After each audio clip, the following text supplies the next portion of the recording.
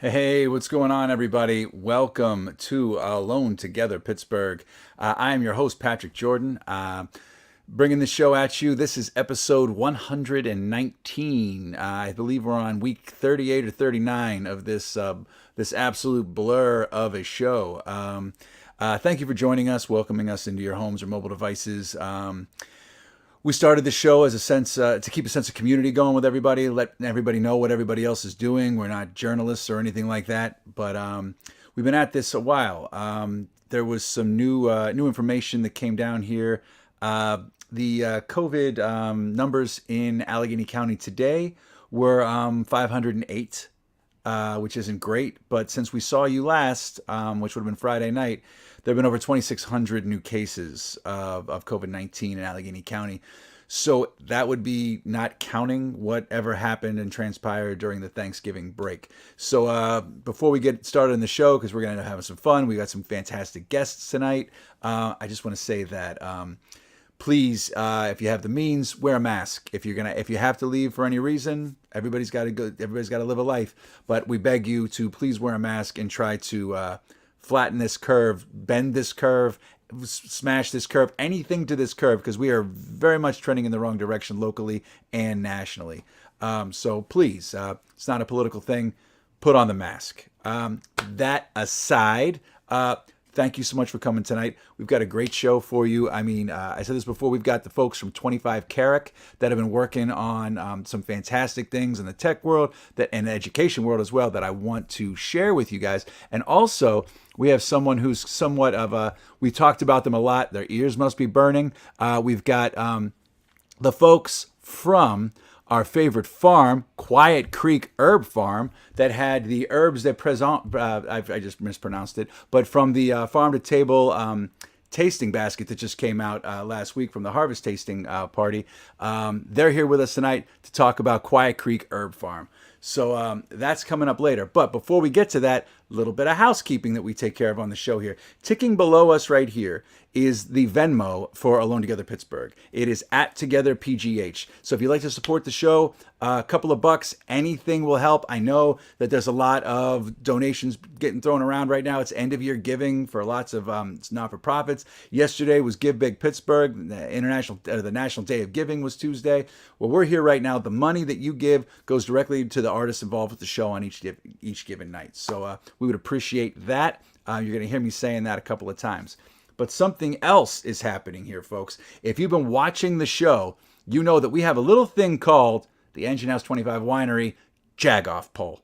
All right? It is the Jag-Off. It is a bracket poll, okay?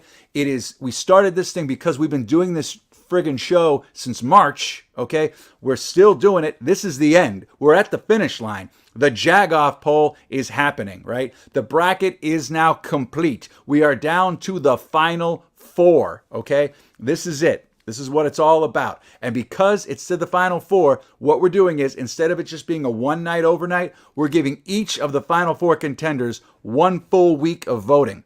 Starting this Wednesday, it's going to go to next Wednesday, all right? Now, this is a big one, all right? You know the four that it's down to, right? The four. I'm going to give this to Dave Mansueto because this is epic. Wait a minute. Maybe we should save this till the end. Yeah. Okay, all right, guys, stick around. It's going to be big. Because it's big. It's big. It's big. Juicy. It's juicy. It's juicy like a nice Cabernet. Speaking of that, Engine House 25 Winery sponsored the Jag-Off poll, and I want to tell you guys a little bit about it.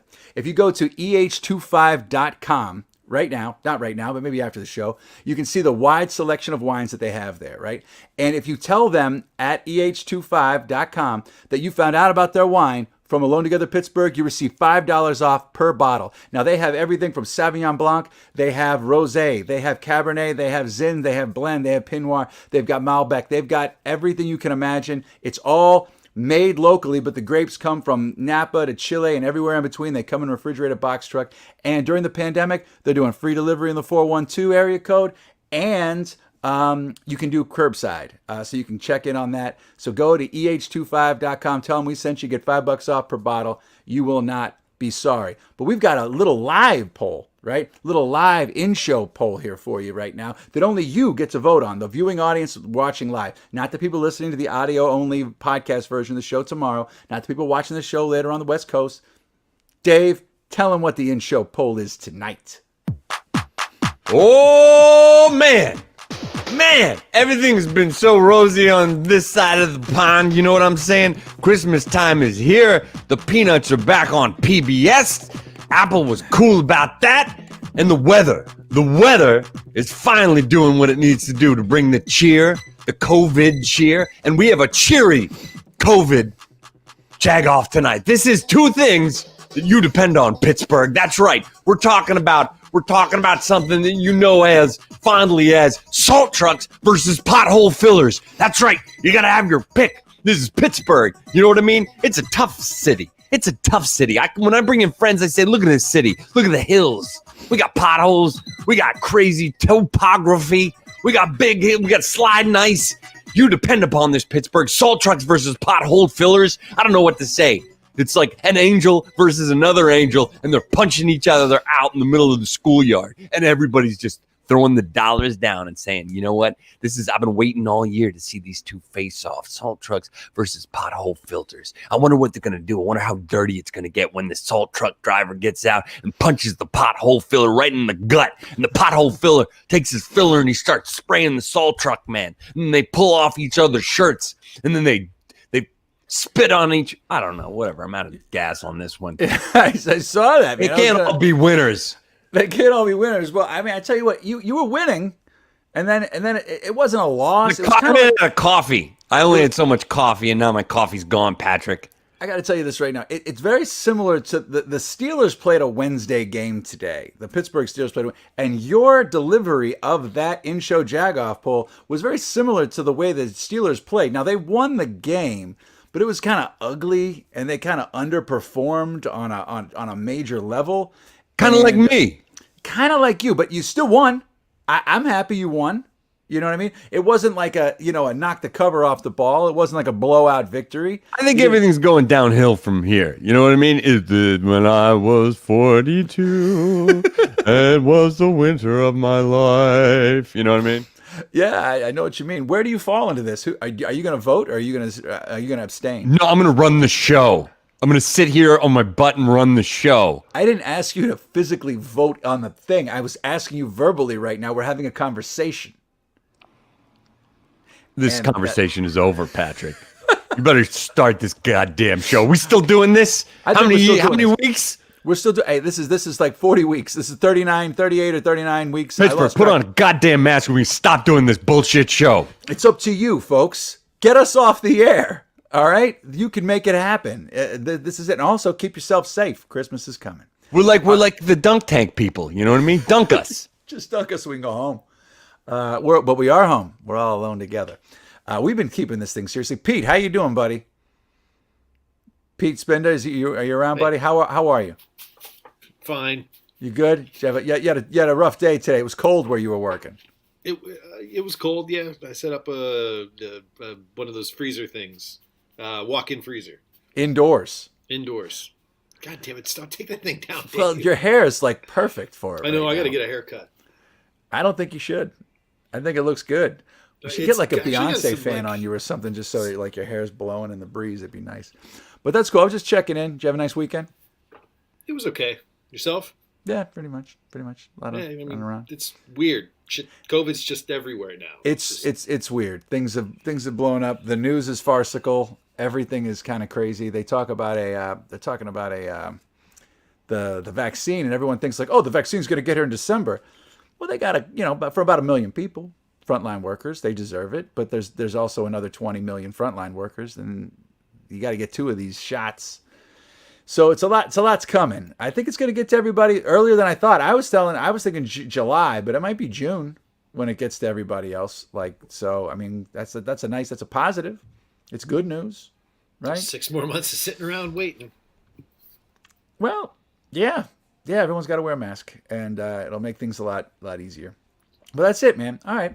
So I think we should get rolling. I mean, I think we should bring out our friends from 25 Carrick here. All right, folks. Our first guests are coming at us from 25 Carrick. Now, they had a fantastic curriculum lined up, ready to go. But then COVID happened. So they went back, they regrouped and redeveloped and figured out a new way to launch things all online, verbally, from classes to workshops, to everything you can imagine, and some in-person stuff too. I want to have them talk to you about it. They're our good friends from 25 Carrick. Let's welcome them now. Bring them out here.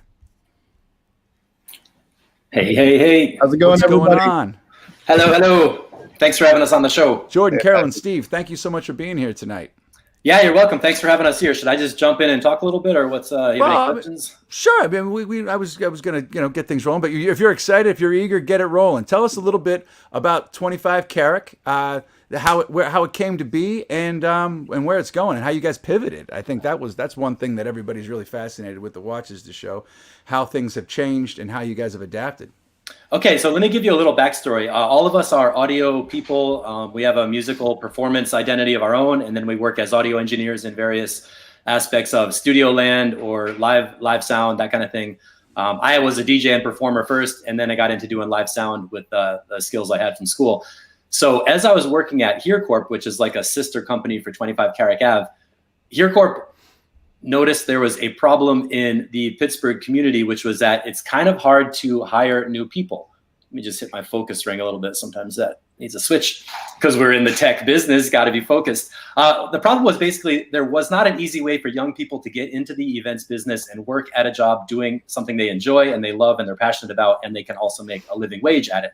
So we wanted to put together some kind of a training path to get the skills that we have out to people who need them, especially considering that a lot of the stuff we're working with on a daily basis is constantly changing, and the university curriculum doesn't adapt fast enough to deal with new things. So that's kind of where we came from, is wanting to help younger people get into doing what we're doing so they can really enjoy being at work. I mean, I feel like when I go to work, or when I did go to work to do live sound for bands, it was like hanging out at night, being out where events are happening, meeting my friends, meeting new people, being in the music, and getting to do something technical that I'm good at that helps people have a good show. So that's kind of the backstory. And maybe Carolyn could talk a little bit about what we exactly built, if that's a good time.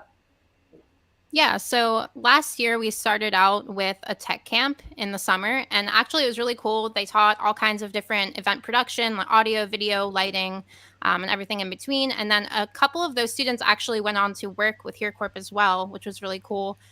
So kind of developing the younger workforce in Pittsburgh. And then later, I think November last year, I went into a local high school and kind of just added on to their media and video class by teaching them audio. And the really cool thing that's part of what we do is that we're able to use the gear from HereCorp and bring that in and give people hands-on experience with the gear that, you know, the school can't afford to buy on its own.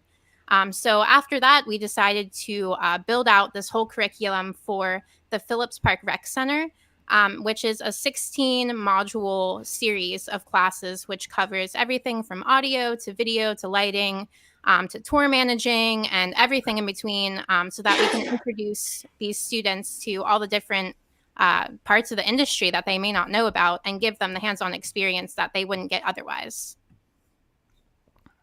That's amazing.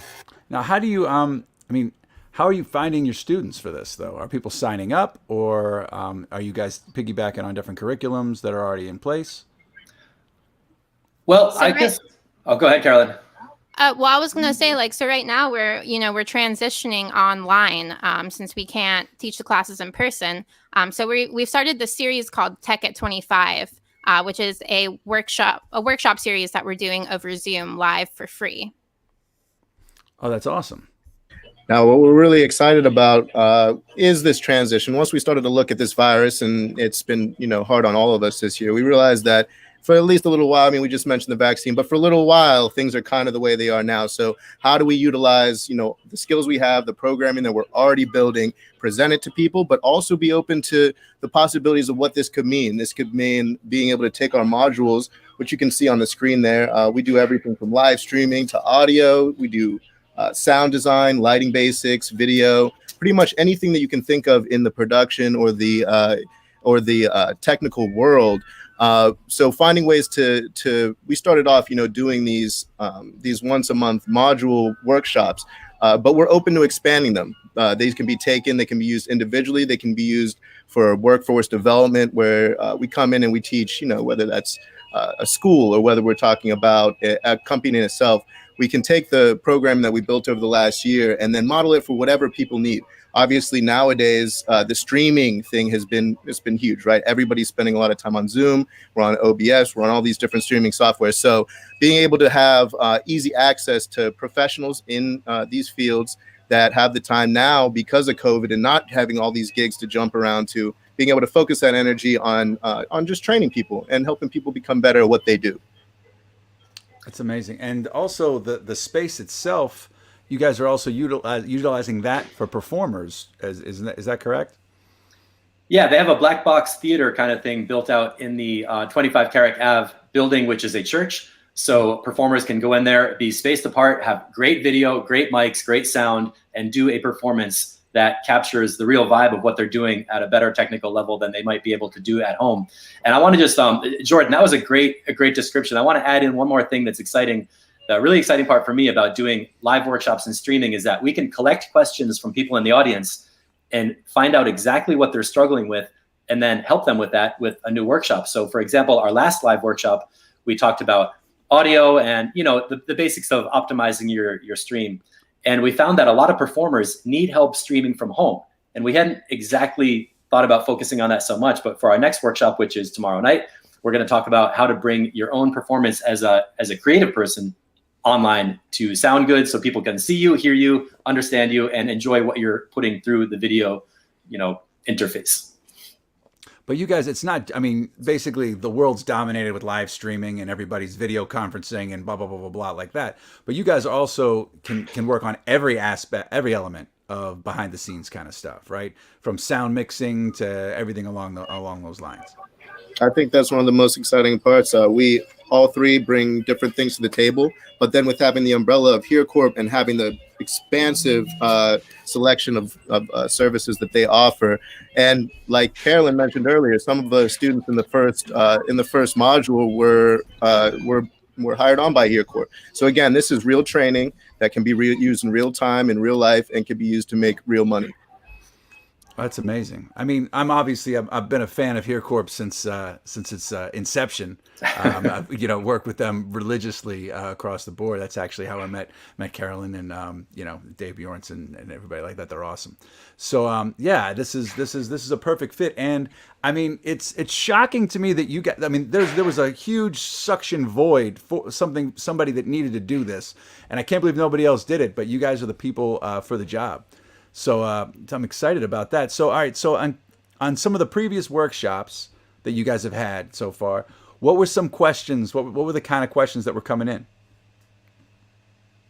I think mostly, since we've actually only done one Zoom workshop so far, but Gotcha. I think most of the questions were about audio and doing live streams over Zoom, which is a little bit more complicated than other platforms. So that's mostly what we're going to focus on tomorrow is the audio component of doing a live stream.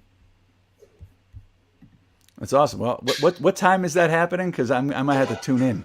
7 p.m. And you can register at 25carrickave.com. And please follow us. We're on social media, Instagram, Facebook at 25 Carrick. And again, the more comments we get back, the more feedback we get back, the more involvement we get from everybody else, the bigger we can make this. And then also the more focus, like Steve said, that we can make it for you and your individual needs. Yeah, we're also actually offering to do like individual consultations from now on if people need like help with a live stream setup or recording in their house or whatever they may need. We're doing one-on-one Zoom calls as well. Yeah, one of the things we found really applicable is that the average person can do so much with the tech we have right now. Like just having an iPhone and a laptop, you can do a video broadcast that, back in the 90s would have taken $1 million studio. So one of the things I'm really happy about is just being able to show people what they can achieve using what they have.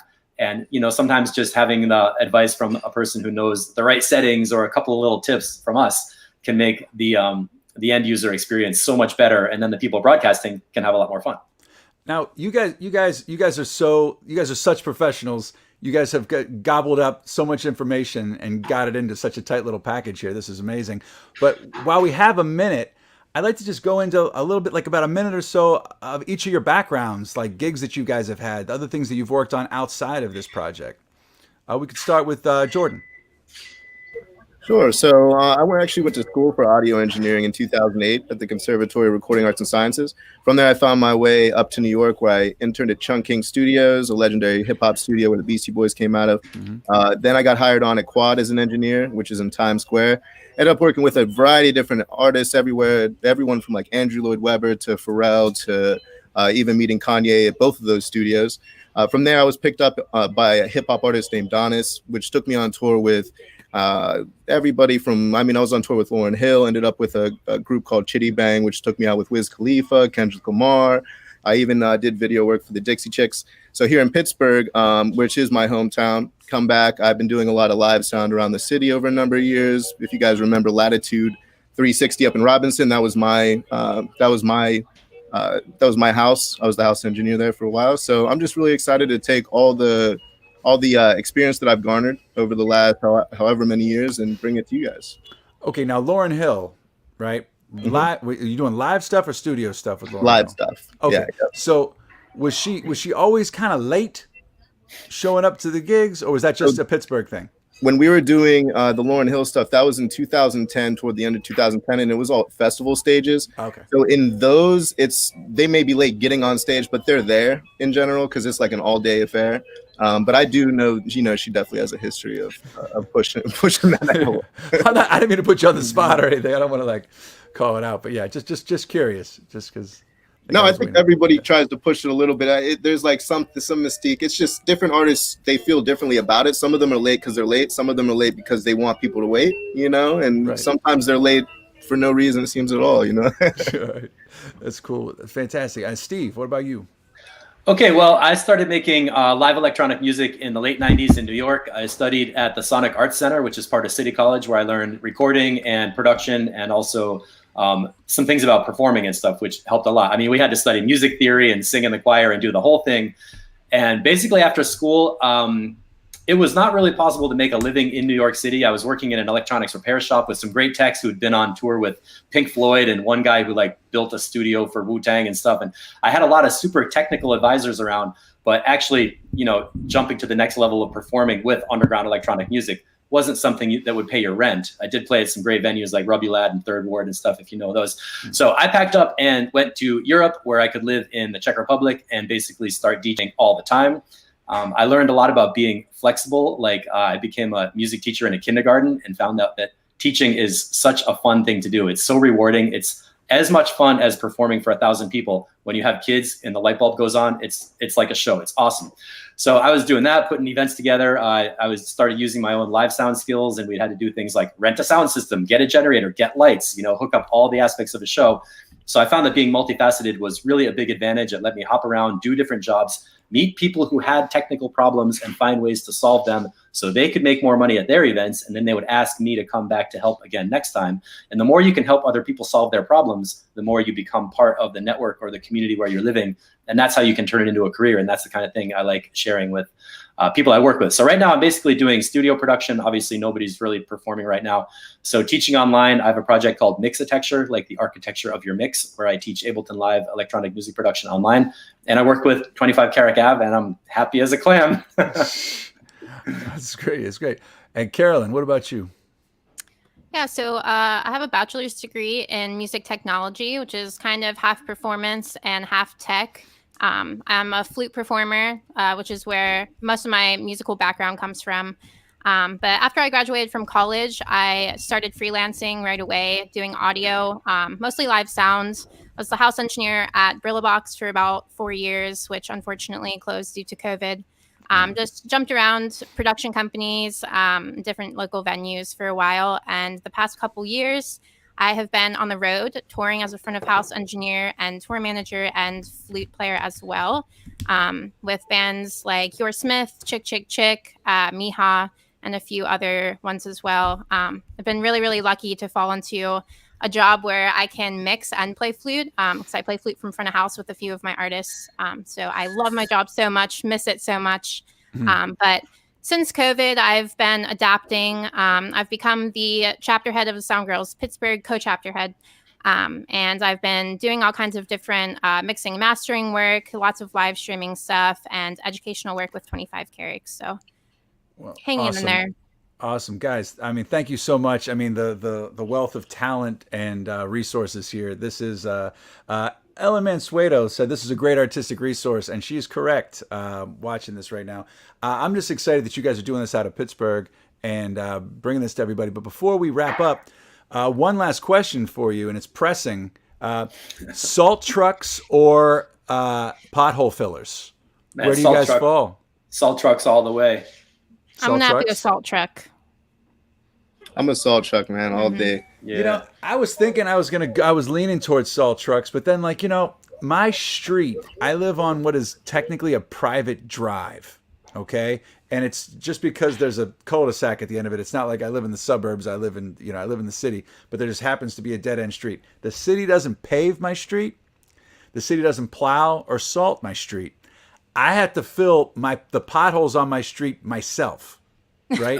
Yeah. So I have like a damper, and I like literally have to go out there, and it takes it's like maybe 2 days out of the year that I'm literally just filling potholes, and the street hasn't been touched since the 50s. And there are literally places where you could stick like your whole arm down. It's like it's hollow. The whole street's gonna collapse. See, I got the eventually. opposite approach on that. What I do is I take a shovel out to the street and I actually scoop out gravel from the curb or the potholes and bring it up to put on my driveway when there's snow and ice out there, so I don't slip getting out. So I'm not gonna say I'm responsible for potholes, but you know, I do a little scoopy spread kind of thing happening in the winter months. Was it you that came down my street and made like giant sinkhole things? People wear masks and hats. You can't really identify. It's hard to say from far away. That's new. That's a new thing though. That wasn't last year. No, but for the cold weather, you get icicles on your mustache. You know, it's like an issue. Sounded very true.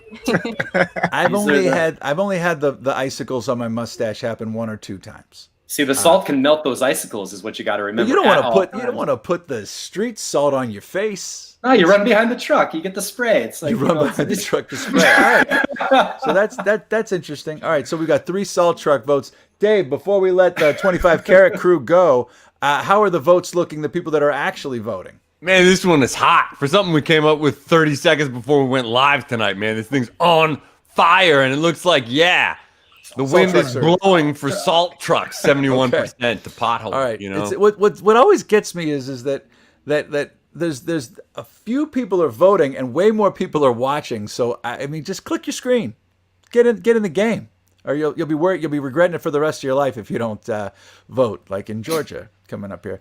Anyway, but zing, it got political.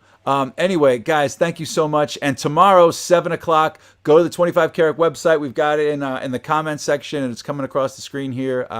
Go check this thing out. This is what you guys have been looking for, and you can stop calling and asking me for questions because I don't know the answer. These guys do. So thank you guys for spending some time with us tonight. And here's a little send off little video. Look at that. It's like robots. Look at that. I mean, look at the sharpness, the color contrast. This is what I'm talking about. This is what the pros do. They don't look like vampires like me. This is what the professionals do. So thank you guys so much. Carrick Ave Project. And if you guys, once COVID's over, you get a chance to check this space out. It's amazing out there. Thanks for having us on. So thank you guys. If anything new comes up, come back and talk to us. Will do. Thank you guys. All right. That's exciting. I'm serious. I'm actually, I was talking to Dave Bjornson. I'm thinking about potentially utilizing that space if I can find the right project to do a live stream show, a play maybe. We'll see how it goes. I don't know yet though, but there's lots of planning going on. Apparently, Private Jordan is what I am. Before we bring out our next guest, I want to talk a little bit about Farm to Table Pittsburgh, a sponsor. This is how we actually came to know our next guest. So if you go to the Farm to Table PA, it's a website, farmtotablepa.com. Keep it real, keep it local, buy fresh. They have a guide. Pete was talking about this the other day. We were posting some pictures on it. The user guide that they have right now. Pete, what's the name of the guide? it's an amazing resource. Like we talk about it on the show, but like to dive into it, it really is a Son of a one-stop shop. bitch, put me on the spot. Don't even let me know that question's coming. It's somewhere. You were posting about it yesterday on the Facebook. I know, but I wasn't ready for you The to farm drop guide. The question. I know. The good food or something. Shit, what is it? Local food guide. It's just the local food guide. That's what it wasn't a trick question. You should have just said, yeah, it's amazing. Rails here. I Hold it wasn't, together. I wasn't expecting, like, it wasn't a trick question. It was just supposed to have you just read about it. Now you're going to say it's awesome. And then we go on to the next guest. I mean, it is awesome. I mean, I love Pete's been in a freezer all day. My Pete's dogs been working are in a going walk-in crazy. freezer. I'm excited my dogs, Patrick. Look at them. They're going crazy. The days of the decks are over. But anyway, the dogs are going crazy. We're having an animal break. But anyway, check that website out. I want to thank Aaron Hart for recommending that our next guest come on. So let's get to it. Claire and Rusty Orner from the Quiet Creek Herb Farm. Let's have them come on here. What do we do? We're ready. Hey guys, Hey, Hi. Rusty and Claire, how are you? How are you? Thanks for being with us tonight. Oh, thanks for having us. it's our pleasure. We're excited to have you. Aaron Hart talks about you guys on the show all the time, so I thought this was going to be this is perfect that you guys are available, and you've already got your Christmas tree up. So now I feel like I'm a slacker. No, you are so ambitious. I'm just watching you in action. You are making it happen. Oh yeah, we're making it happen. Yeah. The wheels have fallen off a couple of times tonight, but we keep it rolling. Well, that's okay. But anyway, I'm excited to talk about Quiet Creek Herb Farm. So you guys, you guys are into so many different things here. I went into your website. I mean, we tried the stuff that you guys had in the harvest tasting box that Farm to Table put out. I believe it was the Herbes de Provence. Right. And Dave cooked with them the second he got them, so he can speak to them. His photography doesn't do it justice, but his potatoes look amazing that he had them on. But with digging into your guys' website, Knockout. It was a knockout. Nice. But digging into your guys' website, there's so much that you guys do from educational aspect to farming. Right. So when did you guys start the farm? Well, we're starting into our 25th season Oh wow, at Quiet Creek, and So 1996. 1996. That's amazing. Now you guys have everything from herbal salves, soaps, medicinal and culinary herbs. You guys kind of cover it all. But your educational classes, I think you've got something coming up that a lot of our viewers are going to be interested in, and that has something to do with the mushrooms, with the shiitake mushrooms. yeah, we do a lot of different classes here at the farm. We're a nonprofit educational farm, and so and we have mushroom classes usually in the fall and usually in the spring. We finished one up about a month ago, and we'll probably have one again the beginning of April. And we grow all kinds of culinary and medicinal mushrooms. So shiitake mushrooms, oyster mushrooms, lion's mane, reishi, maitake, namiko, almond agaricus. So medicinal. I mean, how do those work medicinally? Well, all those that I mentioned, most of those that I mentioned, people eat them. We Americans, in the United States, we eat the mushrooms because they taste good. But in the Asian cultures, they eat them because they are medicine. Almost every mushroom has some medicinal value. So like shiitakes are good for lowering your blood cholesterol levels, your blood pressure, good for stress, antibacterial. So shiitake is like the what everyone should be having constantly right now, because Shiitake is a good one. Would be a great one. everybody's into antibacterial, but everybody's extraordinarily stressed out right now. True. Yeah. Exactly. How has COVID affected the farm? Well, of course, it cut back on the number of live classes that we could have. We're used to having a lot of school kids come out for field trips and also adult classes. and a lot of those had to be canceled or postponed. We have been able to have a few classes in the fall when we were able to be outside and socially distanced and wearing masks. But we have shop hours. We have a small gift shop, and we have like a storefront. And so we still have hours Fridays and Saturdays here at the farm from 9 to 5.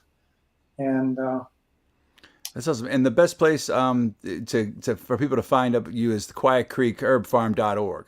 That's correct. That's the website there. Awesome. So herbs. What other kinds of herbs here, and what's your favorite, and what do you use the most in your like normal life? Yeah, you want me to take this one, Rusty? Yeah, sure. Yeah, my goodness, I think rosemary, which is one of my favorite herbs.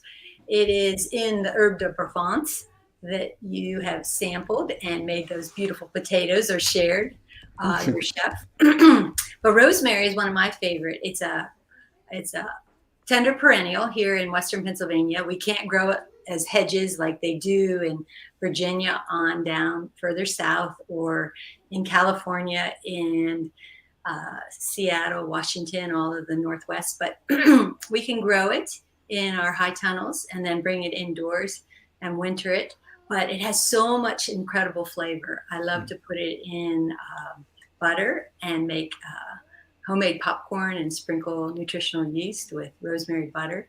A great mentor to us, Dr. James Duke. He has passed a few years now, but he offered workshops here at Quiet Creek and taught us all about rosemary being able to help stimulate choline and acetylcholine within our system, which helps with short-term memory. So eating rosemary, bathing with it, we make a beautiful rosemary soap. Rusty combines 2 mushrooms with rosemary, the chaga mushroom and chicken of the woods, and then our rosemary herb to make an antibacterial soap. So he calls it rosemary chicken chaga. Nice. So another great mentor, Trad Cotter, helped us put together that recipe for that soap. So rosemary, wonderful medicinal herb, but so full of flavor that you can enjoy year round. We dry it here at the farm. We have a herbal closet that we pipe in heat from our outdoor wood burner, and solar and wind panels that help with the electricity of moving the fans and the hot water to dry these herbs in a natural way. And so we have dried rosemary on a regular basis. We probably eat it every couple of days, if not more. Well, this is why you guys are so whip smart, and the short-term memory is on point. Well, thank you, Patrick. What about you? Do you like mushrooms and herbs? I do now. I got to get on this. But now you mentioned chicken of the woods. Now, to my novice ears, okay, I know what that is, Okay. right? Now, have you guys noticed an influx of like mushroom foragers, mushroom hunters, that people wanting to know more about mushrooms? Because lately, in the last, I think 5-10 years, it has become like during the pandemic, everyone was making sourdough bread and foraging for mushrooms, it seems like. Right. Yeah. So are you guys getting calls? Are people wanting to know? Or do you guys have some secret spots? Or do you just do it all yourself? All of the above. Okay. We have a saying, there are no secrets at Quiet Creek. And so we do get a lot of questions about, I get people bringing mushrooms or sending me pictures of mushrooms. Can I eat this? Can I eat that? Is this good? And of course, I don't identify anything from a photograph. But if they have something that looks good, I tell them to bring it, and I'll eat it to make sure that it's good. It's So okay. you're the taster. Right. You might get some freaky mushrooms though, Rusty. I'm saying you might taste the wrong mushroom. Right. Right. Patrick, he's so conservative. He really IDs them properly and makes sure. And he has set mushrooms that he eats on a regular basis. There's chicken of the woods. That's one of them. Yeah, I ate some old chicken one time, and I lost my taste for chicken of the woods. Really, I mean, once in a while I'll eat them when they're just tiny and chicken nuggets, but But That's once they turn, they're no good. yeah, I mean, they unless get you- too woody, and it's just because they're What so if at the same time of the year that those are out. There's a lot of other really good mushrooms. So What if you sprinkle some rosemary on it? that's right. That's right. That would work. And he uses it for his soap. So you get Yes. this. It's really good antibacterial for your skin. If you just take that mushroom and dry it and powder it, that is transdermally, that is antibacterial. Can you get that at your gift shop? Yeah, absolutely. Yeah. Fantastic. See, these are the things we should lead with. This stuff. This is Right. no, because I know Pete. Pete, if you have any mushroom questions, I know Pete's getting into the foraging thing. Pete, do you have any mushroom questions for Claire and Rusty while we got him here? I mean, so my wife is Polish, and so in Poland she's used to foraging there, and so Absolutely. she's relatively new, but she's really excited about foraging in Western Pennsylvania. So this year we experimented a little bit and we went out to a few different places, but we had a really hard time finding chicken in the woods. Where do you suggest are like good spots? Now I know a lot of people are like protective of their spots, but like No. Well, what I suggest is find a local mushroom club, and you're really lucky in Pittsburgh to have a mushroom club handy. It's called the Western Pennsylvania Mushroom Club, so WPMC, and that they've been in association for many years, and they go out on regular forays, and they have in the spring. No, in the fall. I'm sorry. In the fall, usually they have this big foray. I don't know that it happened this year, of course, but Well, there they go.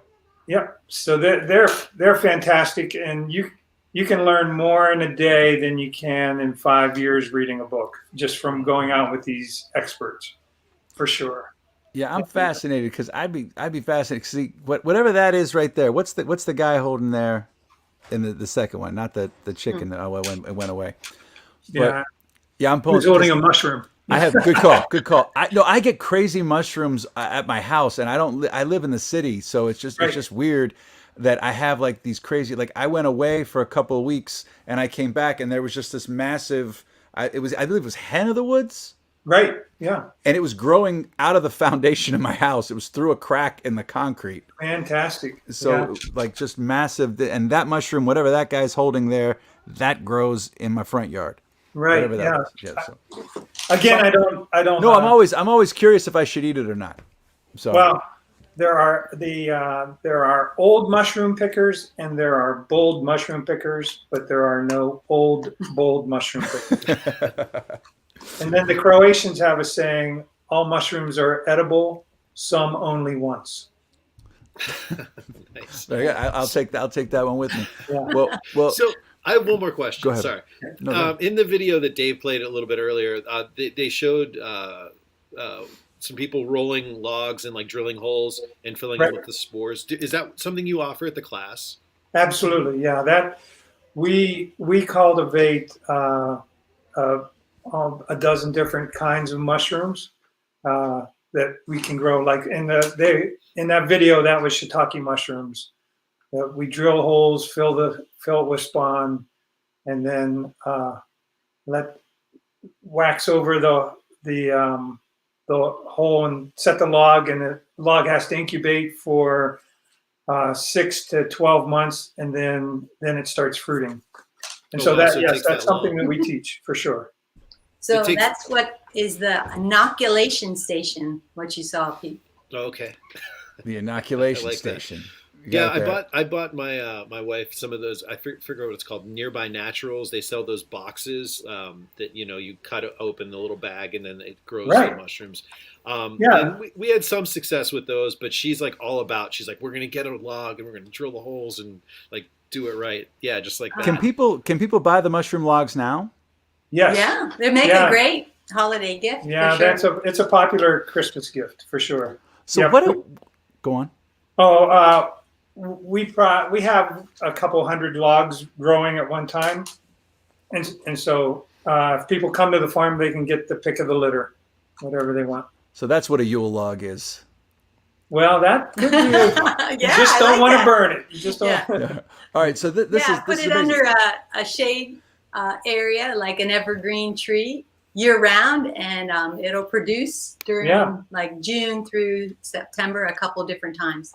For up to 5 to 10 years. Oh, wow.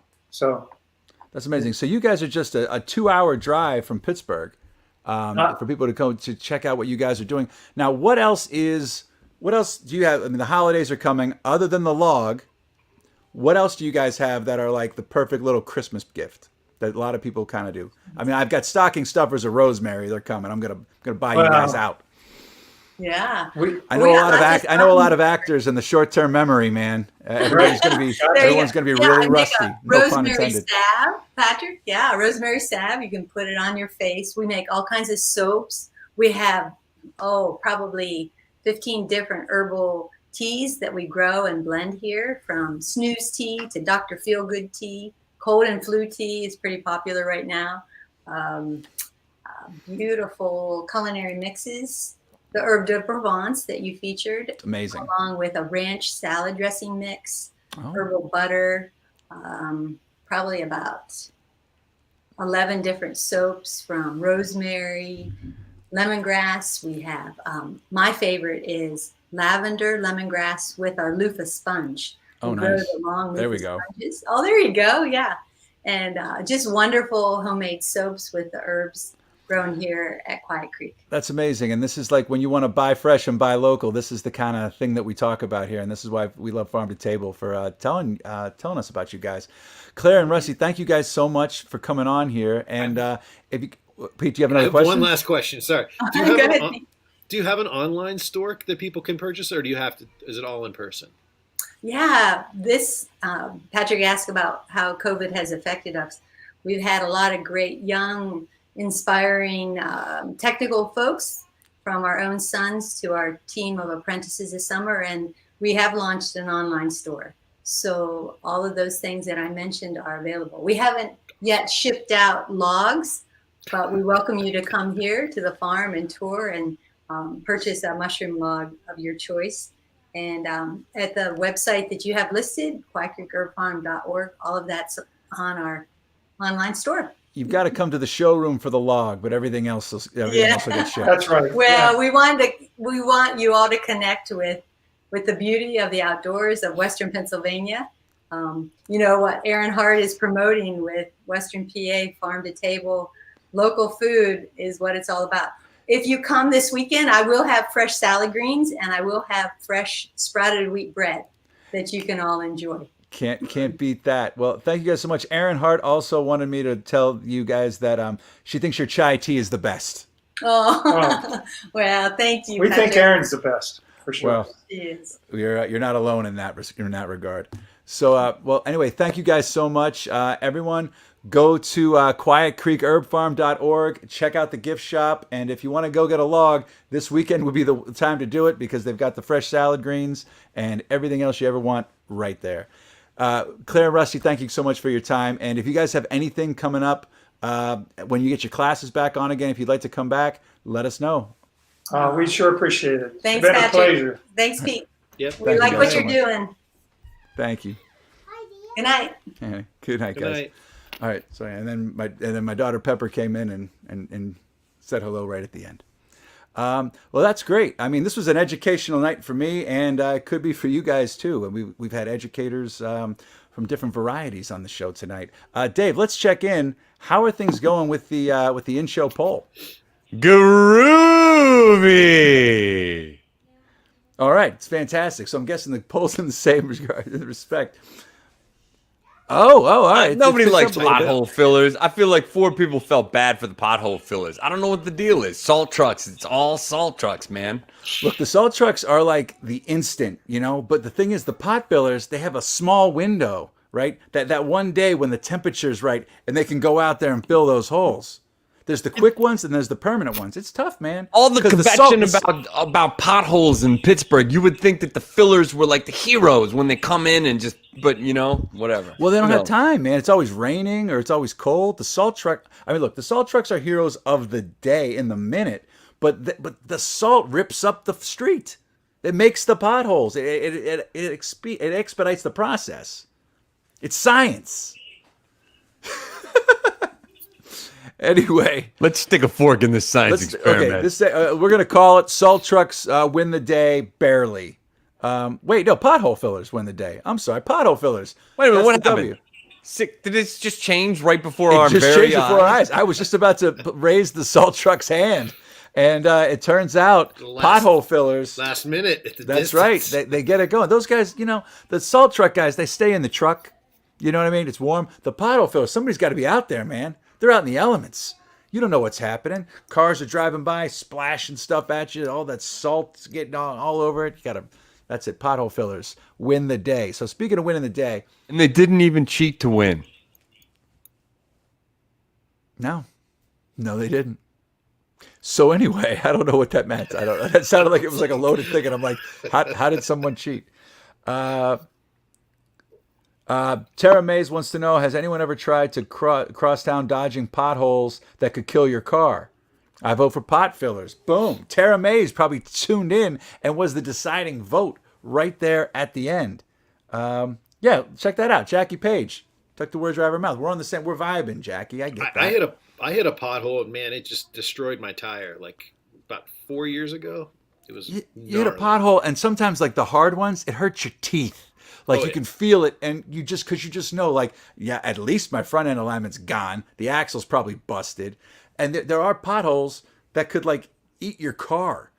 There was one at the end of my street that I couldn't fill that was too big. It was like a sinkhole right on the corner, and it actually ripped the bottom panel off of Eileen's car. Like she hit this thing, not even going fast, and like she would drag that plastic piece that goes underneath your car, just ripped it off the car. It exploded my tire when I hit it. I went down. It was on was it Black Street in East Liberty. I was cutting back up to Garfield, and bam. It's crazy, man. So I gotta give props to the pothole fillers. I think they earned their victory today. It's like tightening up here. I mean, this is a heck of a match, but like I think the next show we're just going to talk about snow tires. That's going to be the whole. That's all we're going to talk about. Chains versus snow tires. Okay, there's your Jag. There we go. That's Chains smart. versus snow tires, and then let's go to bed early and Right, get on your bath. That sounds good. But speaking of going to bed, before we wrap, we have this is the big news. This is what you've been waiting for. We talked about this before. The big Jag-off poll. Okay, we have come down to the final four, and you, the viewing audience, get to vote. You get 1 full week, 7 days for this. Okay, from today up till next Wednesday. 6.5. Okay, 6.5. It's a week. It's a full week. It's a full week minus an hour. So check this out. You get to vote right now. You know what they are. The final four. We bring in one to you now. Dave's going to tell you what it is. Get ready. EngineHouse25.com winery. Jag-off. Ladies and gentlemen, every once in a while there's a contest so fierce, with two contestants fighting neck and neck that refuse to concede. They fight so hard, and sometimes they're balding and they need to cover it up, so they get online and they order that spray stuff that goes over the top of your head, and you spray it in, and nobody knows the difference, and nobody knows that you're balding on top, because your sex power exudes, especially when you're in the water. That's right, I'm talking about whatever the guy's name is that's in this stupid movie, Bruce Willis. Bruce goddamn Willis with the bald head. Man, when he was in the rivers of Pittsburgh, nobody could take Bigelow. Everybody was staying at home because the power, you gotta lock up your kids, lock up your wife, lock up the dogs and the cats. Bruce Willis on the river. There's never been a better look for Pittsburgh than Bruce Willis on the river versus the cookie table. Okay. Well, the good news is he's going to come up with a different one of those every night this week, because it's going to be the same thing constantly. Bruce Willis, in striking distance, has become, of all the movies that we've had on this list, has become the only surviving iconic Pittsburgh movie. There was like 6. I believe we had House Guest, Inspector Gadget, Flashdance, Dawn of the Dead, was it? Or Day of the Dead. We had Dawn of the Dead. Dawn of the Dead. Okay, we had Dawn of the Dead. We had I think. what was Silence the of the Lambs. Silence of the Lambs. I think those were our 6. You say House Guest? Yes, I said House Guest. You should say it again though, because it's such a good movie. Hey, and props Sinbad. I hope you're feeling better.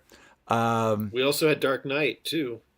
Oh yeah, well, what it was ish. It was Holidaysburg. Wait, yeah, that was Holidaysburg. I mean, the favorite season, the holiday movie that's coming out soon. Holidaysburg. What are you talking about, Dave? Dave? I think that's what I was talking about. The one that I think it's out. I think I just watched it. It's not called Holidaysburg, is it? I thought it was called My Favorite Season. Is it? I think you're probably right, but to me those are the same things basically. They were. But it's they're a different movie. I didn't see Holidaysburg. Oh. Nobody should be talking to me. I had no idea what I'm talking about. That's the problem. Well, Happy holidays. You know what? Here's the deal. We're all rusty. Not like rusty like our fantastic guest that was just on. But I'm feeling kind of rusty tonight. I don't know what's happening. There was I guess a holiday happened, and then the Friday show. Happiest season. Yeah, that's it, Sarah. Thank you. That's the one that was shot here. I think Dana Griffith had a small part in that. Dana Griffith, who we need to have back on the show actually soon. Because the last 2 times she was on, she got swallowed by technical difficulties. But yeah, so anyway, folks, so that's it. Get your vote on right there. We're going to be back tomorrow. We've got a great show lined up for tomorrow. We've got Kate Romaine is going to be here talking about what Kate ate with some other stuff from Safe Serves Pittsburgh that's new with the COVID restrictions that have come down. She's going to be talking about that and some amazing stuff that she has coming up, which involves a cooking class that you get all the food in advance and then you take the class. It's cool. It's amazing. So she's going to have a lot to talk about there. And then we have a little nutcracker himself is going to be here talking about the ballet's Nutcracker that's going to be coming up Zooming tomorrow. Zero himself is going to be on this home. Jason Kieran is going to be back on the show to talk about that. And we might have some other surprise guests as well. So tune in for that tomorrow at 8 o'clock. You can start voting right now. You've got 1 week. The winner of Cooking Table versus Striking Distance will be going up against the winner of Kurt Angle versus Michael Keaton. So that's what's coming. It's down to the pike. It's exciting. Do you feel the excitement? It's like the Super Bowl. It's like this is coming right now. This is it. All this work, all the pain, all the suffering, these people worked hard to get to where they are. So let's just see how it goes. It's an exciting time for the EH25.com Jagoff poll. Before we say goodnight, I want to say one more shout out to Red Start Roasters. Another sponsor for the show, Red Start Roasters. If you go to redstartroasters.com and use the coupon code TOGETHERPGH, you'll receive 10% off your order. And at Red Start Roasters, they are still doing free delivery in the 412 during this pandemic, but they also have a brick and mortar store in the East End. You can find the address at redstartroasters.com. Tell them we sent you. You get 10% it's in the old off. police station. Yeah, in East Liberty, right? I just didn't know the exact address, so I mean, I've been meaning to stop by there. Maybe when I'm out next, though. We should have them back on. We should probably do another bird call contest. We should probably hype it. That show actually had the most numbers we've ever had. That was over 250 people tuned in for that one. That's not the most numbers we've ever had. We had 37,000 numbers for when Alexi was belly dancing. Oh yeah, that's right. Number 2 then. Fine. But yeah, so anyway, guys, props. Did you guys do anything fun over the weekend before we say goodnight? What did I do over the weekend? Everything's a friggin' blur, isn't it? It's kind of crazy. I don't know. I recorded some ambient music. Yeah. Are you ever gonna do a live DJ set again on the stream? Not. No. All right. I don't know. I'm not real into the DJ thing right now. You're so good at it. We should have a night, Patrick, where you do monologue, Pete will DJ, and I will do one of my talents. You have lots of talents, Dave. You play about 7 instruments, right? You sing like a friggin' angel, okay? And you're a fantastic actor, and you know all this tech stuff. You are the actual Renaissance man. I don't want to wax your car. He's like, screw this. I'm out. Nah, he's shy. Mrs. Mansueto, am I wrong?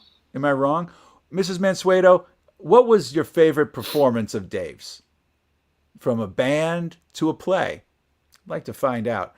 Because I started posting. All right, so there was a play called Camp Out, a 10-minute play that we produced out of Flux that I did. I was feeling real nostalgic about theater and missing, producing plays, being in plays, being around other actors, performers, that kind of thing, designers, everything, set building, everything like that. And so I posted just a random walk down memory lane, and I forgot a couple of the other things. So there was this play called Camp Out.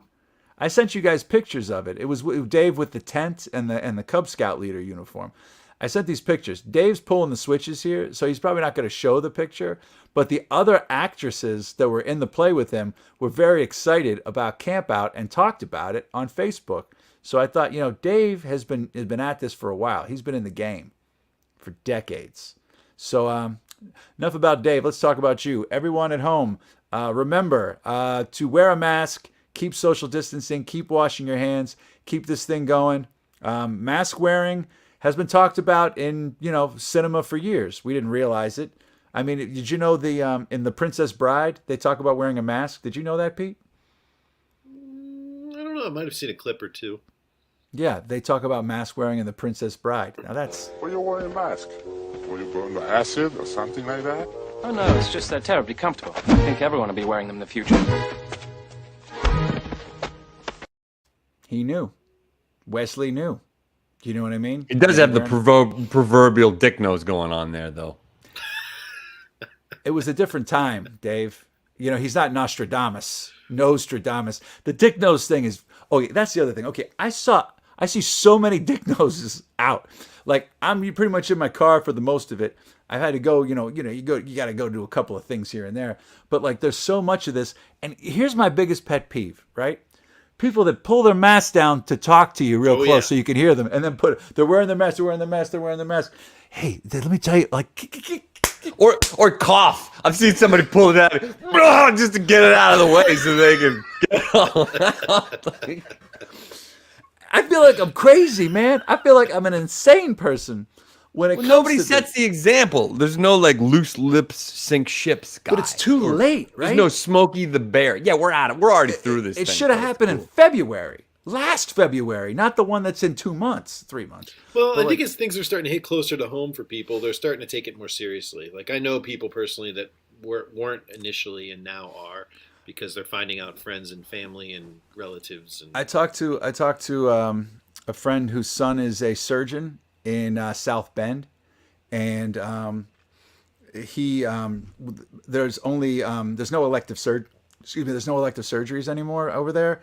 It's just for emergency stuff. So he has a lot of time on his hands. So he shifted and started doing COVID treatment and started becoming just taking care of COVID patients.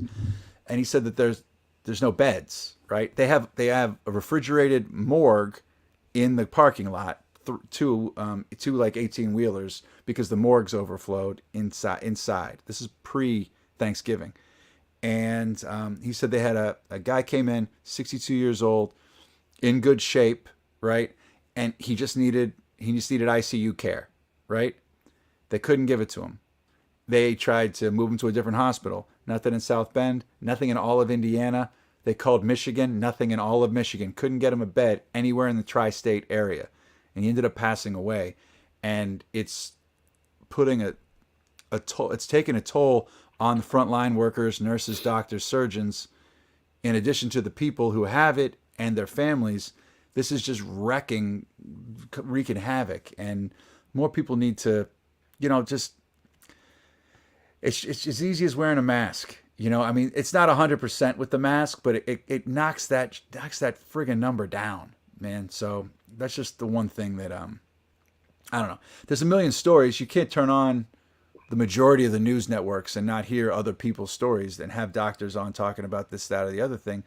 It's just too late. It was talked down so much early, and there wasn't that one voice saying to do this. I mean, who's the person to be the loose lips sink ship? Okay, so the polio vaccine, right? The Salk vaccine, right? People might have been iffy about it. Elvis Presley on Ed Sullivan gets the polio vaccine on the show, right? The numbers go through the roof. Everyone's lining up. If they're going to give this thing to Elvis, it's not going to kill him, because early trials of the polio vaccine killed 10 people. You know what I mean? like a couple 100,000 people got sick, and then it killed 10 people. So like there's that. So we're really far ahead of that right now. And there's 3 different vaccines out there that already passed those kind of trials.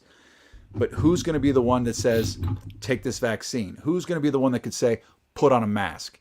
Obviously, Bruce Springsteen didn't work. You know, he said it. Wait a minute, Springsteen. I think they're tripling down. They're tripling down on that. Now Springsteen's got this thing. He's got a billboard. You seen his billboard, and it says, "Put on a friggin' mask." Yeah. So they're polishing that up, making it a little more ready for prime time. So I think Springsteen might be the guy. But yeah, well, let's see. Sarah, and then he died on the toilet talking about Elvis. But it was like literally, he didn't die of polio on the toilet, Sarah. You know? Who knows? Maybe he did. I know Elvis did not die of Gave him polio. diarrhea, and he died on the toilet. Jesus. 30 years later, 20 years later. Yeah, like 20 some years later, maybe 15. It wasn't that. Well, no, 20 years later. But like, yeah. So anyway, like who's the person? It's because they said friggin'. Oh wow, that's true. I said friggin' tonight. Yeah, that's shitty. So anyway, we're culturally balkanized. Yeah, it's weird. I mean, who is it? You think it's Springsteen? Because Springsteen's like 72 years old, 73 years old. I mean, you think there's a 20-year-old kid in a dorm right now that's got a Springsteen poster up, like, you know? No, I'm talking about like a cute, like fun animal, you know? Okay, what? Smokey the Bear? Yeah, that's what I'm saying. Like a Smokey the Bear, like a you know, like Millie Rosie the the Riveter. Like a, you know, it's a marketing thing. You got to come up like 71 B. Thank you, B. Ridge, Springsteen 71, on point. So, I mean, who you think that's it? You think Rosie the Riveter? You think could you Rosie the Riveter take her do rag off and just put it over her face? Could that be a thing? I think it already is. I mean, I don't know what it is. I'm confused. I'm not the answer guy here. I'm the question guy. So anyway, it's frustrating. Private Jordan, the Maskman. Private Jordan signing out. The Maskman. I mean, we need something. I mean, I got masks. I went through like a rabbit hole of ordering like masks from every mask maker over the weekend. I bought like 4 different masks. Like anybody who was selling masks that look cool. Local and like national. I got one from Seattle. I got another one that's like, for forest fires, use this mask. I'm like, all right, it hasn't come here yet. They're like, it's the closest thing to an N95. We'll see. I mean, we should do some reviews. You should do some product reviews of those. Which ones you like to wear? Oh, dude, let's do that tomorrow. I will do some product reviews. We'll do the match test tomorrow. And we'll talk some masks. What masks? I'll put it out to you guys. Anyone who's watching right now, what mask purveyor should I buy some masks from local? And we'll do a rundown live on the show. You know, the match test where you put the match in front of the mask and you try to blow it out. If you shouldn't be able to, kind of a thing. Let's get it going. You're gonna fart and see if you can cover with the match. You're a disgusting human being. All right, so this is happening. Danielle, it's happening. So just everybody watching, let me know some masks. Who's making masks? Who's selling masks? Who's doing it? I need new masks, so I'm looking for recommendations. I have about 4 or 5, but you know. Let's do it. I think this is one of those kind of like moments where we have like an epiphany here on the show. Let's seek out who's doing the masks. Let's have them come on, and let's talk masks. How people can do it. We'll review masks and what masks. Some masks are good for people that are working out. Some masks that are good for people that are just, going to the grocery store and back. Right. Or like I've been doing customer service and I want a good mask. Like I have a couple, I'm not real, you got to wear something that's comfortable to wear all day long too. Like after a while it starts to bother me. Are you double dipping or are you just wearing the one mask? Are you doing like 2 masks? Because people have been wearing like the disposable hospital mask underneath the big mask, underneath like a larger mask. No, I've just been wearing just a cloth mask that I bought online, but I need to get more because I try to wash them and not wear the same one over and over again, and I probably need to get like 20 of them now at this point. So all right, well I'll send you some links. I mean, I'd like to see if there's anybody local doing it, and then we'll go with the big boys. That sounds good. This is it. We're on a mask hunt. We have a new segment, guys. 120 episodes in, we're still finding new magic on this on this platform. You know, we had Operation Face Mask or whatever on, but like they stopped. They're not. I don't think they're still making them.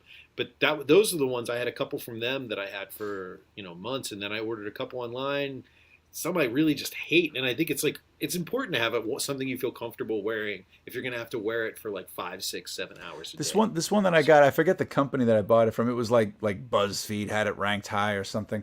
It's got a neck strap and the ear things, so for the easy on off thing. Oh, nice. And they had 2 different kinds. This one was like they specialized it. They said this is for singers, right? So like on the website, it was like people, well, obviously not playing a saxophone, but like people playing instruments singing kind of a thing, because there's a little bit more room in it and there's a little bit more coverage. Because I got this one mask that was supposed to be like a sport mask, and literally if I say one word, it's either down here or up here. Like it won't stay on if I talk, right? So it's kind of like that's it. So these are things we're gonna do. So it's happening right now. Need a good beard mask too. Beard mask. That's what this one is. I'll send you the link tonight. I don't have it off the top of my head here right now, but it's, I'm gonna make some out of underwear, because then you have the little place to put a straw, like this. I know that they sell straw flap. But I think we were going to get into the mask business at one point. I know. I think it would be funny to have one that looks like that, like underpants, like a tighty whitey, like kind of. There you go, like the American Apparel, underpants face. But Dave, all your underpants have holes in them, Dave. Not in the back. That's how that works. I got all these fronts that are perfect. You know what I mean? I'm gonna start my own thing right here. Part of the Styles by Dave line. Hey, I'm telling you, functional fashion for Pittsburghers. Maybe that's our branded. We're talking about masks. Maybe we do make a tighty whitey. Yeah, haven't seen it. Have seen a lot of different masks. I thought I was a genius when I came up with the straw flap, and then Dave was like, "Oh yeah, I've seen about 5,000 of those." And I'm like, "What are you talking about?" And then it was like, boop, boop, boop, boop, boop, boop. I was like, "We'll put a Velcro mask or with a snap on it, and you can pull that up and put your straw in and still get some coverage, and then you can have your drinks." And we didn't. Yeah. Couldn't, or how come nobody's plugged up all their things and just had a snorkel that goes like 10 feet up into the air, so you catch your air like way up? You plug your nose, or just wear the snorkel, and then you're protecting yourself. Every time you walk through a doorway, though, it doesn't. That's not how it works. But I tell you what, it'd be like an umbrella. No, I saw a doctor. A doctor was like saying, "Go gadget snorkel." No, they're selling those flaps for the sides of your glasses to make them safety glasses. You know what I mean? Like you can get this shit through your eyes. You know what I mean? It's not just your nose and your mouth. So like periscope eyeballs. What I'm saying, dude, like a snorkel gig would be because your nose is already in there, right? In the snorkel visor mask, your nose is in there. Then you got that. You're done. You're great. Just buy some snorkel gear and put a piece of fabric on top of the snorkel. Go on rei.com and get yourself a snorkel and a mask, and you're done. I'm gonna go to like the dollar store. They're blowing it out right now because nobody's buying it. Nobody's going deep sea snorkeling right now. The snorkel? Yeah. They're blowing out the value is blown out of the proverbial snorkel, proverbial. But you're still sending your shit up. What? And out of the snorkel. Yeah. So it would have to be a pretty big snorkel to get away from other people's air. You see? I'm just saying, if everyone has one and an umbrella, and then everybody's covered. You're a genius. You're a genius. Sometimes the smartest ideas sound the stupidest. So if everybody walks around with a snorkel, goggles, and an umbrella, you're done. We're done. COVID done. This show done. You could even get one of those umbrellas that comes down around you that you can go ride in. That it's just plastic around you. Mm-hmm. That way you get that extra coverage. You remember those umbrellas? They used to sell them. I think it was like in the 80s or the 90s, where it was like just like Cousin It, but an umbrella. You would be inside the umbrella. Yeah. Well, this is the kind of stuff that you're going to have, guys. Good show, guys. Move over, Dr. Fauci. Dave Mansueto is on the case. All right, so people would want it. This is it. All right, so this and more tomorrow night on the show. We're going to get this going. I'm going to go through a couple of masks that I have here. And well, the good news is they won't be local that I have tomorrow, so we can really trash them if they're no good. All right. All right, folks. So this is we're winding down to the end. Thank you for indulging us and letting us just kind of spitball. You just watched a production meeting of Alone Together Pittsburgh, and thank you. Tune in tomorrow for What Kate Ate and some news about the Nutcracker Ballet. We're here before. I mean, we talk about this all the time, but I think it needs to be said. Sally Wiggin has a feeling about people with masks and the people that don't wear masks. So when I walk out and there's someone without a mask and they come too close to me, I'm just racked with fear, and then I want to punch them in the face. It's never been truer than it is today. And that was months ago. So imagine how it's going now with the spikes. So anyway, you'll be seeing that tomorrow, I have a feeling, too. All right, folks. It's time to wind stuff down. Pete's been in a freezer all day. Dave was actually in a cryogenic tank. And, yeah, I'm just happy to be here looking like a vampire with some bright lights coming at me. Thank you very much. Got anything to add, Pete? I just got a weird COVID notification from CNN. 2,600 people died in the U.S. today. The highest number they're saying in one day. Anyway, yeah. That's a bummer. That's wow, right in time, right under the wire, right when we were getting out of the show. Yeah, we're breaking the wrong kind of records, and that's not the kind of American exceptionalism that we want to be on in the history books. We're the epicenter, man. There's like 2 or 3 different epicenters here. It's not getting better. It's getting worse. And the next month, they were saying that, don't look at it as Thanksgiving and Christmas as 2 separate events. Look at it as one massive spike that's coming right now. So that's what you have to look forward to. But you were in control. You were in control of what you are. You were in control of what you do, and you're in control of a mask. So tune in tomorrow. We're going to do some mask reviews coming at you from different places.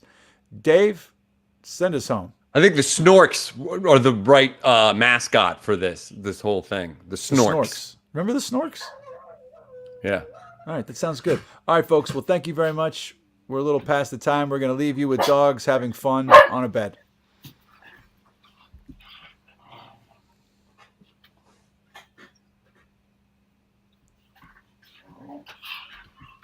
There we go. That's some action. That's the animal break that we wanted.